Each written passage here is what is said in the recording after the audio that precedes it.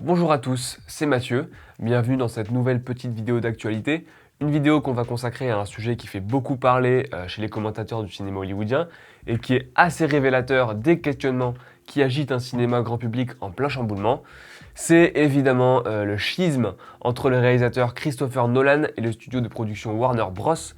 Un schisme qu'on voyait venir depuis plusieurs mois et qui vient de se concrétiser puisqu'il est officiellement parti chez Universal pour son prochain projet. Alors pourquoi c'est une information aussi importante? Eh bien pour répondre à cette question, il faut revenir très rapidement sur la carrière de Christopher Nolan. Je sais que du monde la connaît, mais c'est un élément quand même assez important. Si aujourd'hui il est au cœur de batailles d'avis sur les différents réseaux dans lesquels nous avons la chance d'évoluer, Nolan était à l'origine un jeune réalisateur londonien qui s'est fait connaître avec un microscopique film fauché, Following, en 98, un truc qui a coûté selon Box Office Mojo à peine 6 000 $, et il s'était plaint dans The Guardian en 2005 de l'industrie anglaise en général à cette époque. Il dit qu'il s'est fait beaucoup rejeter avant de pouvoir percer, mais que selon lui, Hollywood a tendance à donner beaucoup plus de chance aux nouveaux venus. Alors je fais pas une sorte de parenthèse comme ça, son attrait pour le système hollywoodien qui est véritable, c'est peut-être aussi ce qui a premièrement motivé son ascension, parce que c'est allé très très vite, et ce qui explique son attachement au système hollywoodien classique, celui qui repose selon lui sur l'exploitation sale pour faire exploser de nouveaux talents. D'ailleurs, dès son deuxième film, il s'ancre dans l'industrie américaine officiellement. Ce deuxième film, c'est Memento. Après, il s'est fait produire en bonne et due forme aux États-Unis. Il dispose déjà de 9 millions de dollars de budget et la présentation du film à Venise est ce qui l'établit définitivement dans l'industrie. Bon alors ensuite il fait sa première œuvre de commande, Insomnia, qui est distribuée par Warner mais pas encore vraiment produite par elle. Et c'est à partir du reboot de Batman, Batman Begins, qu'il collabore exclusivement avec la Major. Donc oui, Warner est une Major et c'est important. Ça veut dire que c'est l'un des plus gros studios hollywoodiens qui influence et domine le système du divertissement américain.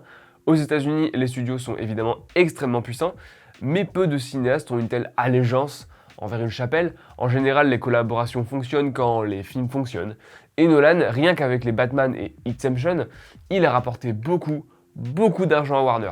Et d'ailleurs, c'est sur la foi du carton stratosphérique de The Dark Knight, qui a dépassé le milliard, que le studio a accepté de financer Inception, qu'il a établi pour beaucoup comme le démiurge hollywoodien, le mec qui fait des films super originaux dans une industrie qui est focalisée sur les grosses licences. Donc Warner a un grand intérêt à garder Nolan, parce qu'il leur garantit déjà pas mal de thunes, et ensuite qu'il leur garantit aussi une certaine réputation.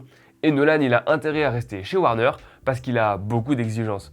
Il veut tourner sur pellicule, souvent 70 mm, avec des décors en dur. Il veut des choses qui sont vraiment pas communes à Hollywood. Par exemple, il veut se passer de seconde équipe. La norme dans l'industrie, c'est de confier les séquences d'action ou certaines séquences annexes moins importantes à une seconde équipe qui gère ça avec des consignes. Et lui, il veut complètement court-circuiter ça, et c'est très rare. Donc c'est une relation qui est très symbiotique, ils s'apportent tous les deux des choses. Mais il s'est passé quelque chose qui a eu tendance à remettre à plat pas mal de trucs, qui est évidemment la Covid-19. On se rappelle tous de la sortie de Tenet, alors que les autres studios ont freiné des cas de fer et ont repoussé leurs tentpoles, donc leurs gros blockbusters qui remplissent les caisses. Warner ont été en fait les seuls à sortir le film de Nolan, Tenet, en août 2020.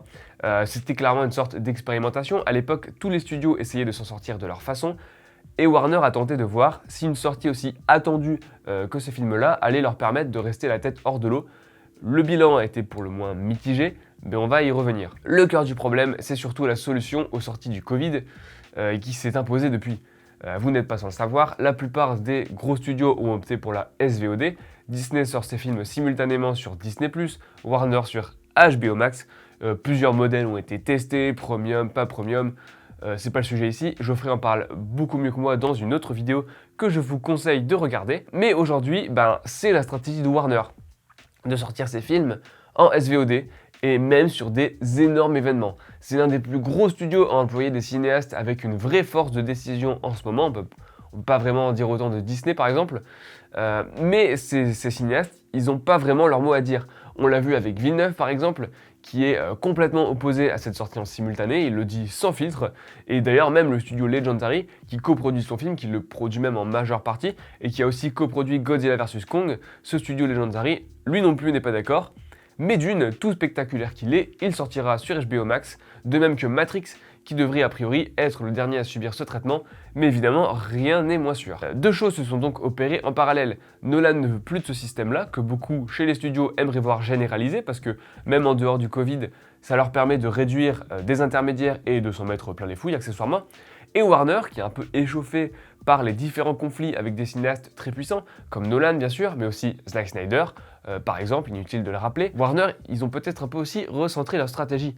En 2017, déjà, l'année de sortie de Justice League, un peu une catastrophe industrielle, un article de The Hollywood Reporter expliquait que les pontes du studio, et particulièrement le nouveau président Toby Emmerich, avaient décidé déjà de resserrer la vis et les budgets sur des productions plus modestes, mais surtout de cesser de collaborer avec des auteurs qui veulent le Final Cut. Donc c'est quoi le Final Cut? C'est le droit de disposer du montage final du film, qui est un privilège rare à Hollywood. Donc à l'époque, bon, les grandes valeurs sûres, comme donc Nolan et Eastwood, c'était des exceptions à ce système, elles étaient citées dans l'article, mais le système, il s'est déjà un peu plus verrouillé. Et c'est peut-être ce qui a miné un peu le possible terrain d'entente et qui a provoqué le schisme. Donc voilà, on en arrive aux événements de ces derniers jours. Il y a quelques jours, un premier article de Deadline annonçait que Nolan préparait son nouveau film et que le scénario était entre les mains de nombreux studios. Ce nouveau projet s'attardera sur le rôle de J. Robert Oppenheimer pendant la Seconde Guerre mondiale et le développement donc de la bombe atomique. Il est aussi révélé que Cillian Murphy pourrait être impliqué, même si rien n'est moins sûr. Un deuxième article de Deadline a confirmé les soupçons. Nolan part bien de chez Warner et il va chez Universal. Le truc serait greenlight, donc le film est validé par le studio, et la production devrait débuter au premier quart de 2022. Mais le plus intéressant, c'est le papier de Variety qui a suivi et qui détaille tout ça. Selon eux, arriver à ce point a impliqué beaucoup de réunions, de tractations clandestines et compagnie, mais surtout, ils ont des détails.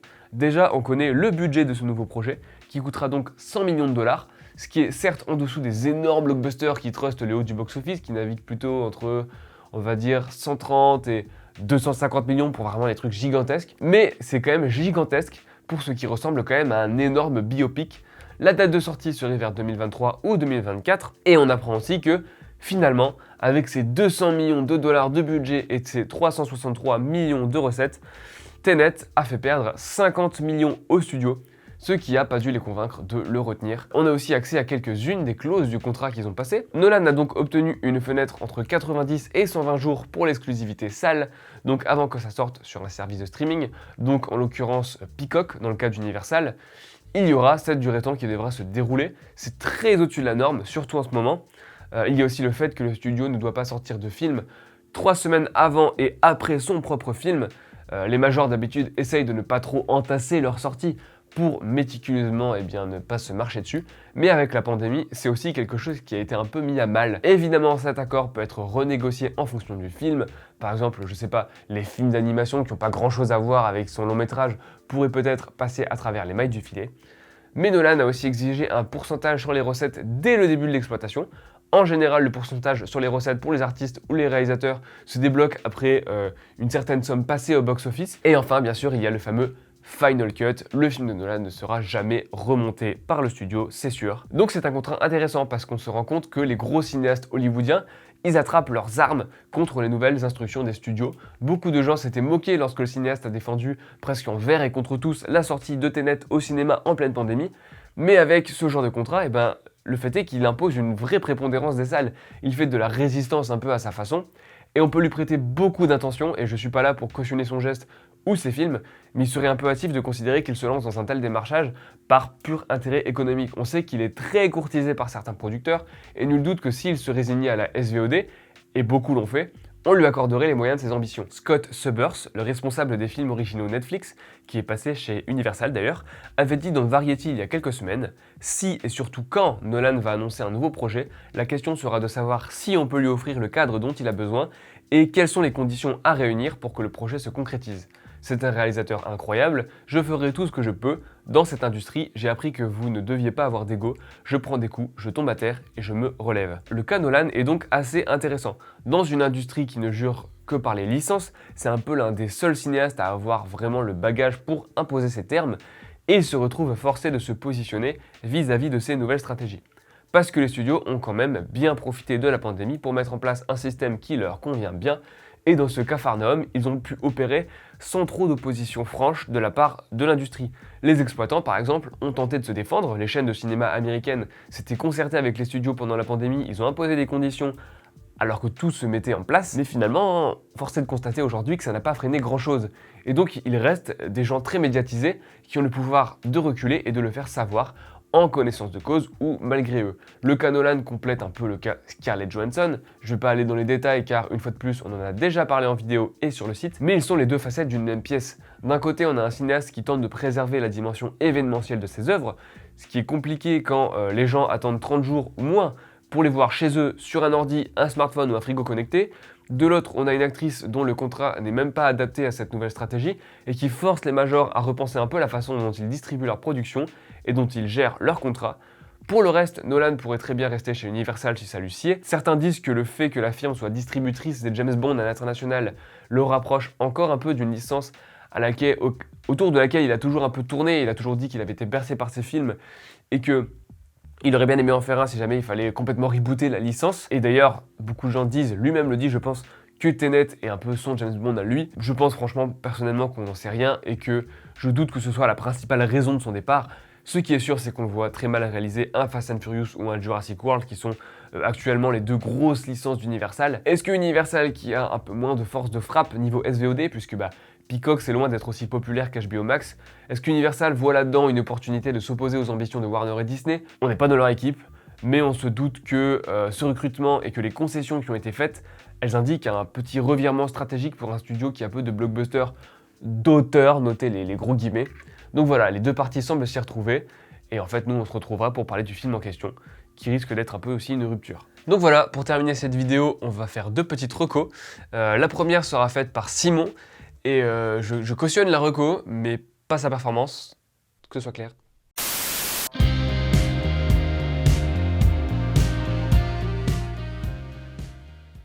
Vous êtes là? Bienvenue dans 17 cm, l'émission littéraire dans la moyenne des grands larges. Aujourd'hui, on va vous parler de la saga du Bourbon Kid qui a été entamée au début des années 2010 avec le livre sans nom. Son auteur s'intitule Anonyme. On ne sait pas qui c'est, donc du coup, on s'en fout. Dites-vous que certains ont même pensé à une époque que ça pouvait être Quentin Tarantino. Pourquoi? Parce que cette saga, dont le nouveau tome, Santa Mondega, sort ces jours-ci, nous met au basque d'un drôle d'individu, d'une mélange de gangster tueur incroyable qui est le Bourbon Kid, qui a quantité d'amis azimutés, d'alliés fous, d'alliés tarés, mais surtout d'ennemis tous plus barrés les uns que les autres. Vu qu'on va croiser, il va notamment affronter le pape, il va affronter Dracula, il va affronter des ninjas. Tout ça à l'aune d'aventures complètement tarées et bibliquement folles. Et donc dans ce nouveau tome, eh bien, il va être un peu question de Bible, vu que c'est carrément à Satan et à la mort que le Bourbon Kid va avoir affaire, et il va tenter de leur résister, alors qu'ils ont bien décidé de lui faire manger les pissenlits par la racine. C'est décomplexé, c'est assez euphorisant, c'est très drôle, ça se lit après les vacances pour rester encore en vacances. Mais écoutez, Santa Mondega, c'est une très bonne façon de commencer, et puis il faut évidemment toujours lire les aventures d'un personnage dont le nom est le nom d'un alcool. Il paraît que ça porte bonheur. Voilà, c'était notre petit reco bouquin du moment. On espère qu'elle vous aura plu, qu'elle vous aura donné envie de lire des livres. Bon voilà. Quant à moi, je vais aussi me fendre d'une petite reco parce que mercredi dernier, il y a eu la sortie d'un certain blockbuster qui a logiquement un peu occulté une semaine qui était très très riche niveau cinéma. Et il y a un film en particulier qui mérite qu'on laisse de côté Arrakis quelques temps pour en parler de lui. Je l'ai déjà assez défendu sur le site, c'est La Proie du Nombre, qui est le tout dernier film réalisé par David Bruckner. Je vais pas en dévoiler trop, parce que c'est un film qui est très mystérieux, et c'est aussi pour ça qu'il doit être très difficile à vendre. On suit Rebecca Hall, excellente actrice, surtout ici, qui vient de perdre son mari, et donc elle reste dans la maison qu'il a construite pour eux, sauf que des trucs étranges se passent, bien sûr. Il est donc question de deuil, mais ça coulisse très progressivement vers la tentation de la mort, la fascination pour le morbide. La réalisation est vraiment maîtrisée, elle prend à contre-courant tous les poncifs du cinéma d'épouvante pour mieux nous plonger dans cette histoire de fantôme qui plonge vraiment dans les abîmes de noirceur. Donc voilà, le film fera pas l'unanimité, mais il mérite qu'on lui donne une chance, genre vraiment. Et pour les amateurs d'horreur, sachez que a priori c'est Bruckner et ce duo de scénaristes qui seront en charge du remake/reboot de Hellraiser.